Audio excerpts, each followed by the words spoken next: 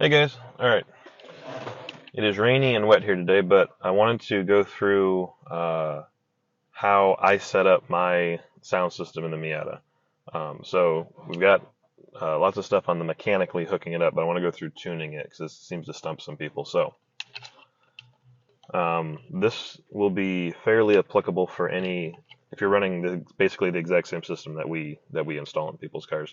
So we're a big fan of Pioneer head units, and it doesn't have to be the touchscreen one. If it's a single DIN or a double DIN, uh, it's all applicable.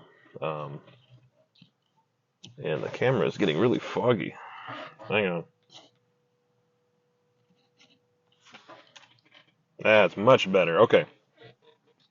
So, normally I'm playing sound off of my phone, which I have plugged in here through my cable that very desperately needs to be replaced, but still works. Since I'm making this video on my phone, we're just going to use the radio instead. So, if we go into settings, and we go to, use my other hand here, audio settings. Alright, the graphic equalizer, that's very much personal preference. If anyone wants to take a screenshot to see what I've got mine set to, there it is. It depends a lot on what type of music you listen to, and how loud you like the music to be, and if you typically do windows up, windows down. Basically you got to pick one environment and set it for that, and everything else is a compromise.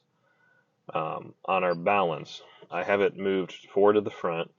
That's because the rear speakers are so close to my head, they tend to be overpowering. So just a little bit of a bounce to the front. Now, the subwoofer settings. Oops.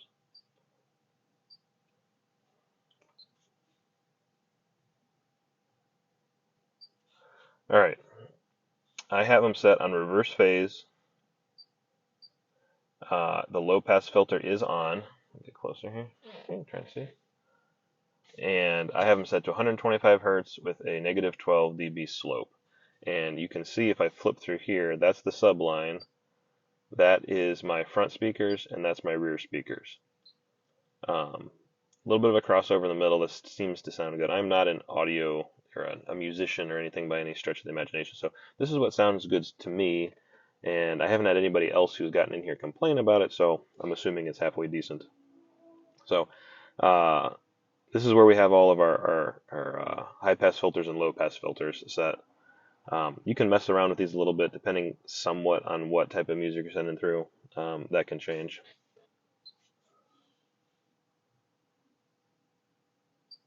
And then I have all of the other funky toys that the radios have turned off. I do the main amount of sub volume I do with the knobs on the amplifier that's behind the passenger seat.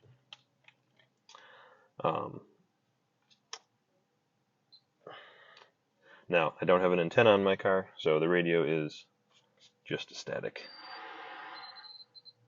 So we'll do another video at some point where I can plug stuff in. Everyone's always asking, how does the radio sound? And good. There's no way to record with a microphone on an iPhone how the audio sounds. But sitting here and understanding that the subwoofer is literally 6 inches from my back, and this speaker is maybe 8 inches from my head. You don't need a big system when you're in a really tiny space. So in this little bitty cockpit that we're in, it sounds overpowering with the top up. Top down on the freeway, it's what I would call adequate. I'm not wanting anything. I can hear all of my songs exactly the way I want to hear them. You're not going to win any subwoofer contests with the system, but it sounds very balanced and full, and I'm not missing any of the notes. One thing I will note, this was a base model car. On the cars that came with the Bose system, there is quite a bit more fiddling to get it. You have to get rid of the factory amp, which is buried under the dash. It's a little bit more involved. You can bypass it, and there's a couple videos online talking about how to bypass the system. We tend to just pop the dash out, gut it, start over, and put the dash back in. But it is a little bit more involved. On the non-Bose cars, installing the whole system is an afternoon project. It's lickety-split. And I love the fold-up Pioneer radios, because I don't want to look at the touchscreen all the time, so I love having that feature in there. So yeah, if anyone has any more questions, always feel free to ask us. We can love to help you out.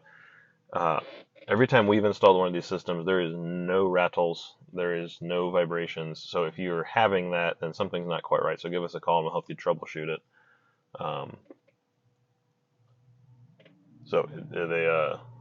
We've attempted to design it as simple as plug and play of a system as possible, and we're always here if anyone needs a hand. So enjoy.